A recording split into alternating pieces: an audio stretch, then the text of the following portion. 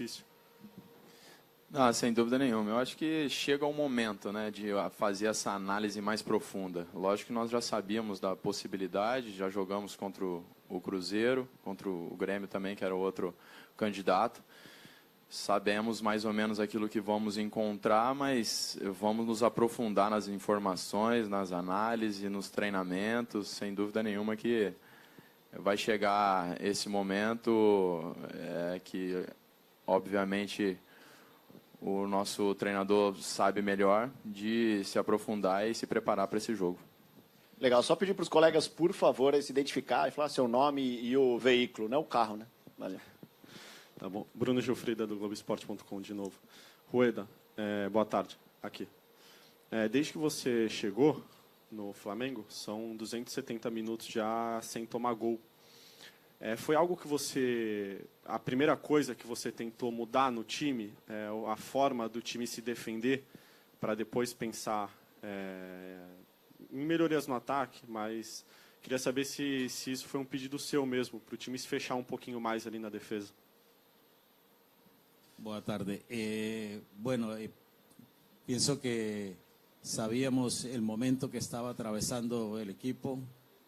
Habíamos estado en el juego anterior en Belo Horizonte contra Atlético Mineiro y pienso que es un partido quizás que no corresponde a la realidad del equipo, más hicimos algunas recomendaciones de orden táctico, de equipo, buscando ganar esa confianza, recuperar esa autoestima y que partiendo de ese orden buscáramos los partidos, ¿no? Creo que todo pasó por ahí, por ganar ese orden y esa seguridad defensiva que nos brindara la posibilidad de buscar el juego y de buscar los resultados. Diego, aqui em cima, à sua esquerda. A gente está ao vivo também no Twitter e os torcedores estão fazendo perguntas. A gente tem uma pergunta aqui da @CarolDiasCRF. Diego, qual a sua sensação em ter feito um gol tão importante? E ela comenta em relação à sua comemoração, que foi uma coisa muito explosiva, né, até pelo momento do jogo. Qual a sensação, o que você sentiu ali para comemorar daquele jeito com a torcida? Ah, sem dúvida que eu não vou conseguir explicar aí, transmitir em palavras o meu sentimento. O sentimento do gol em geral, e principalmente no gol como o de ontem, né? A reação não poderia ser diferente, um jogo tão disputado, difícil. O gol da classificação, comemorei acho que umas 5 vezes ali o mesmo gol. Enfim, torcida toda presente, família, amigos. São momentos que, como eu disse ontem depois do jogo, nós trabalhamos diariamente para alcançar esses momentos, né? E quando isso acontece, renova o nosso ânimo, a nossa motivação, confiança, enfim. São momentos muito especiais, nem sempre as coisas, como eu digo, saem como nós planejamos, mas ontem saiu. E poder participar diretamente dessa classificação é mais um momento especial que eu vivo com essa camisa e que vai ficar guardado para sempre aí no meu coração. Boa tarde a todos, aqui com a mão, braço levantado, Rueda, Diego, Tinga. A minha pergunta é para o Mano Menezes. Tudo bem, Mano? Cícero Mel, da ESPN Brasil. Tudo bem, Jesus. A minha pergunta é justamente com esse item do regulamento que não tem o gol qualificado na final. A competição veio toda com gol qualificado, mas aí muda para decisão. Você falou da sua preocupação no jogo contra o Grêmio, que era não tomar um gol no primeiro tempo. Não especificamente para o Cruzeiro, mas como é que muda na cabeça dos treinadores, taticamente, como vai enfrentar uma final dessa, em que vocês estão habituados a jogar a Copa do Brasil, sabendo que está na cabeça de todo mundo, que o gol é muito importante fora de casa, né, e não sofrer gol em casa. Aí como é que muda taticamente, como você tem que fazer um trabalho de preparação para não afetar a cabeça dos jogadores e entender que é um jogo diferente, né, essa final, dessa forma? Primeiro, isso que particularmente eu penso que deveria permanecer o mesmo regulamento. Se se joga toda a competição com a valoração do gol fora, deveríamos jogar a final da mesma maneira. Não entendo muito por que não, né? Existe também outras competições que seguem na mesma linha, mas minha opinião pessoal é que deveria permanecer igual. Jogamos todo o torneio assim, vamos jogar a final também. O que muda é que o gol tem o mesmo valor, né? No caso de igualdade, vai estar o saldo simples aí como diferencial. É o que muda, né? Taticamente, não vai mudar nada, né? Estrategicamente, pode mudar um pouquinho. Se você marcar esse gol fora, ele tendo em caso de igualdade, ele tendo valor, ele pode decidir a competição, ele pode decidir a passagem. Nesse caso, passa a não decidir mais, então, estrategicamente, pode mudar um pouco, mas isso, né, lá no final dos 180 minutos. Boa tarde, Mano.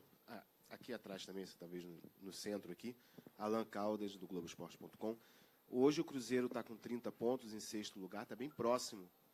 Está bem próximo do objetivo, e já está no G6, né? E até próximo do G4. Nesse período, o Grêmio, por exemplo, que vocês eliminaram, o Renato preferiu priorizar o mata-mata, eles ainda têm a Libertadores, e estão bem adiantados no G4. Agora, o Cruzeiro vai ter 3 jogos entre as duas partidas da final, Chapecoense, Bahia e Atlético Goianiense, times da parte de baixo da tabela. Você já pensou se prioriza essa final da Copa do Brasil, já que está tão perto da vaga na Libertadores, ou se vai jogando as duas competições com força máxima?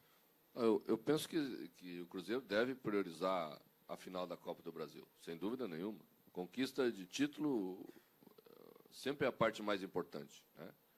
E como estamos próximos, vamos jogar 2 partidas, certamente vamos estabelecer prioridades para isso. O que não quer dizer que não tenhamos a possibilidade de usar a equipe principal em alguns jogos, como fizemos diante do Sport Recife, no domingo passado, exatamente a rodada anterior ao jogo contra o Grêmio, né?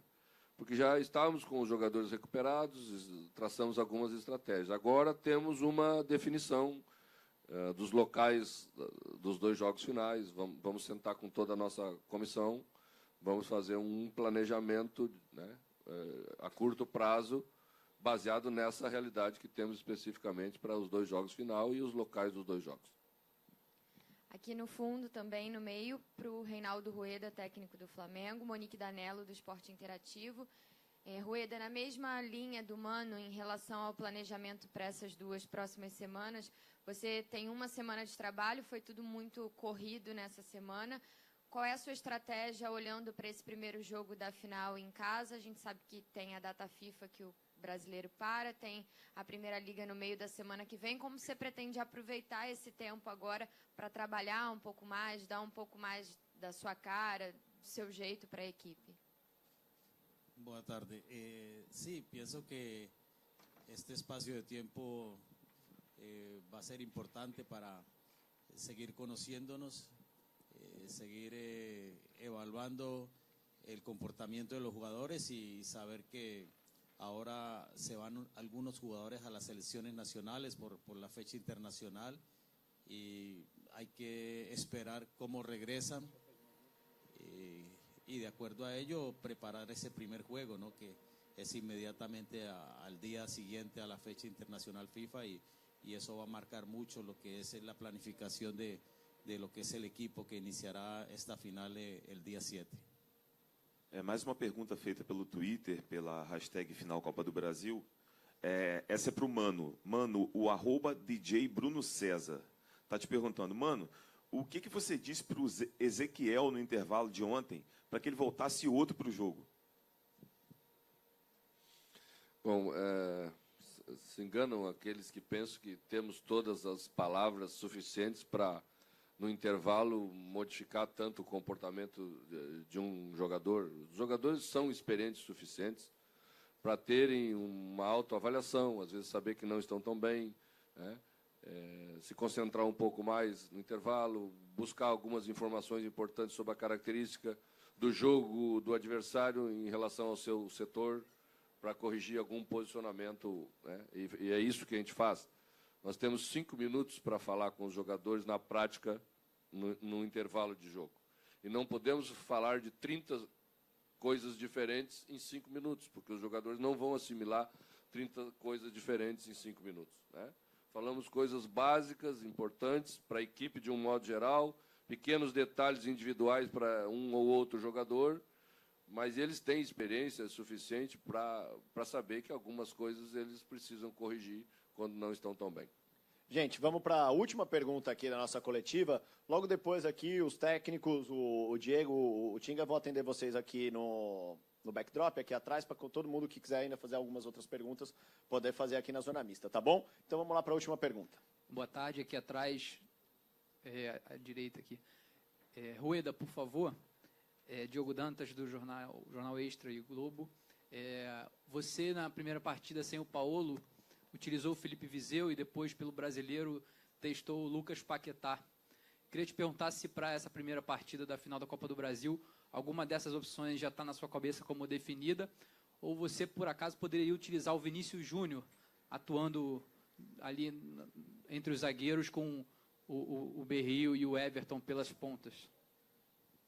Buenas tardes. Sí, creo que es importante, ¿no? De iniciar a trabajar ya con Viseu y con Paquetá. Vinicio quizás se desenvuelve mejor como extremo por izquierda y la idea es estimular a estos dos jugadores y mirar cuál de los dos llega en un mejor nivel para este juego. Beleza, professor. Muito obrigado. Obrigado aos colegas, obrigado à diretoria dos clubes, aos convidados.